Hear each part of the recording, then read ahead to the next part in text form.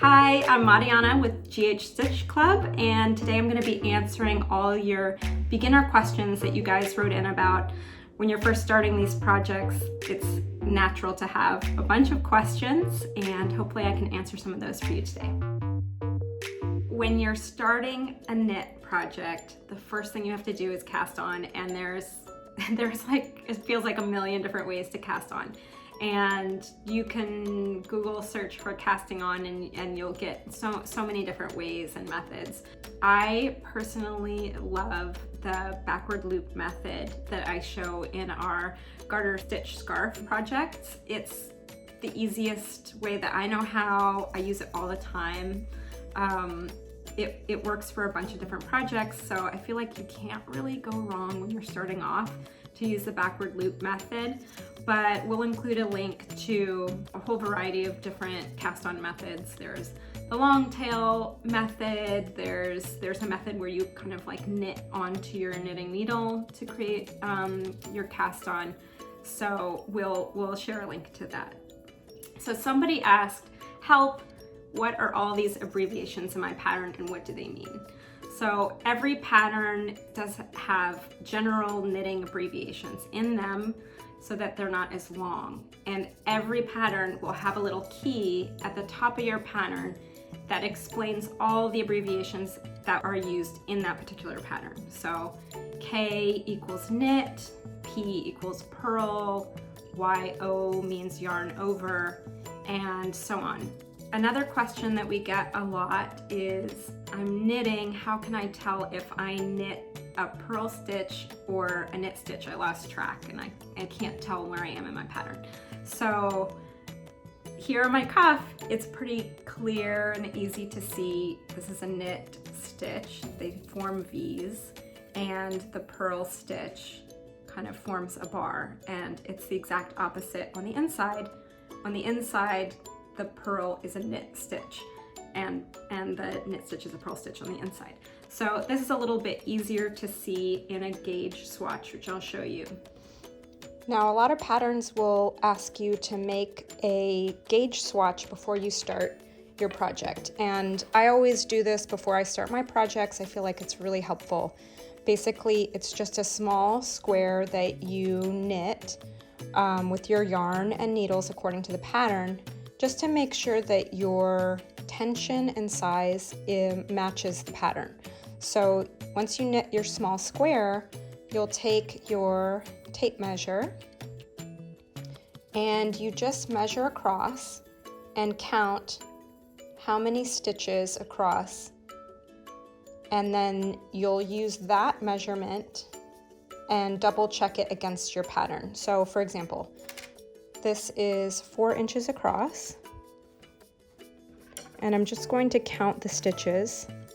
So this is 1, 2, 3, 4, 5, 6, 7, 8, 9, 10, 11, 12. So my gauge is 12 stitches equals 4 inches. So you can use that measurement and check it against your pattern to make sure that that lines up with what your pattern recommends.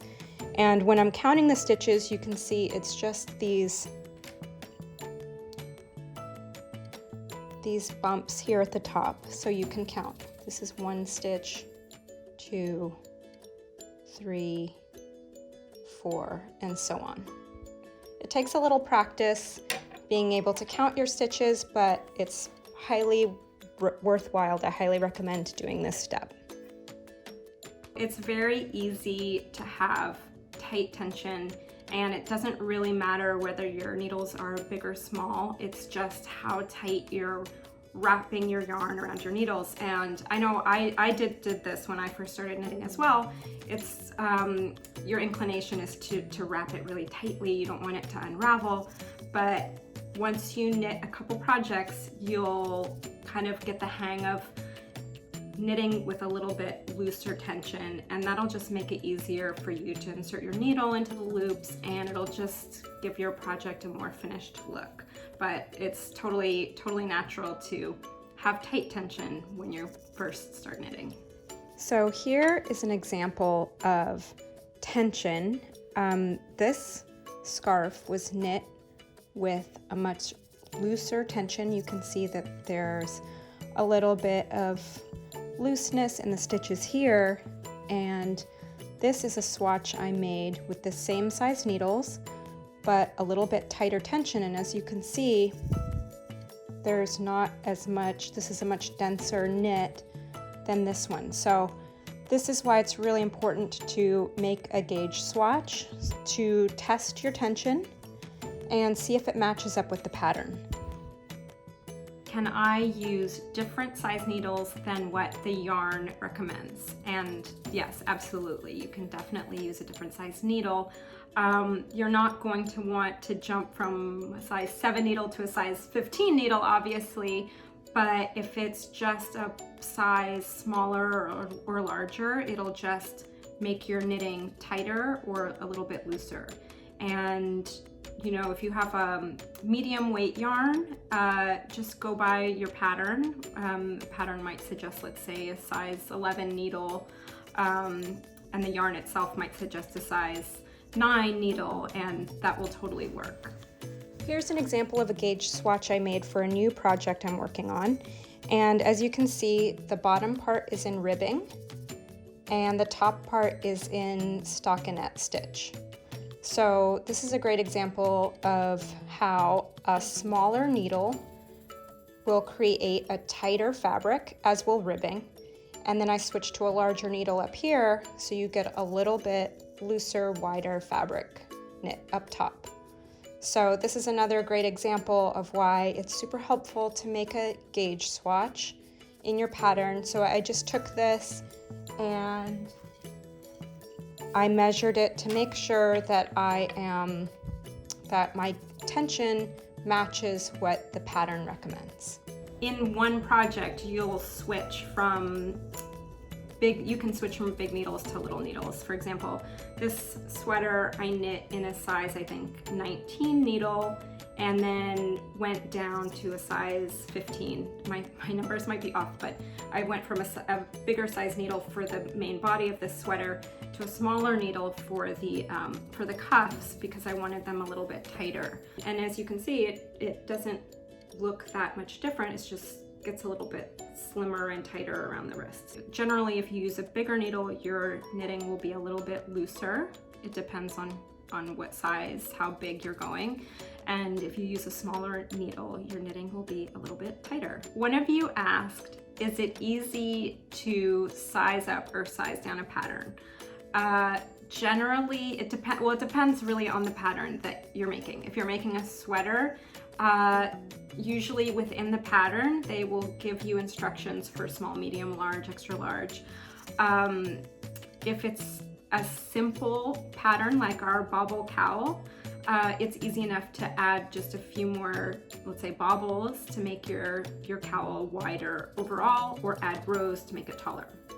If you're knitting a sweater, I would kind of discourage you from adding or subtracting stitches until you've knit a few sweaters and you kind of understand the construction, because things can go wonky really fast.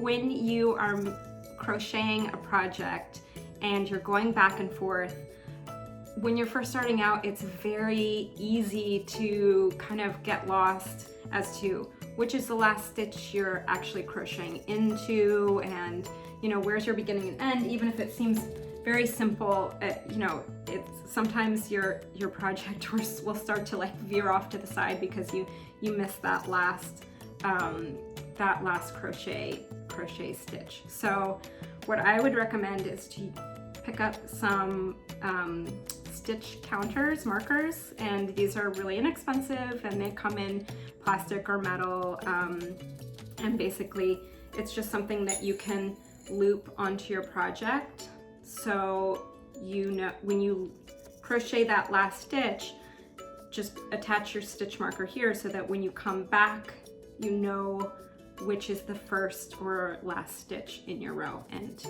then you can just continue on and keep moving your stitch marker up so that your project stays as it is intended. Also, be sure to check out our other knitting videos on the Good Housekeeping YouTube channel. We have a bunch of knitting and crochet videos that show you tips, tricks, and different projects to try. Thanks for watching, and check out our other GH Stitch clubs for more projects and tips and tricks.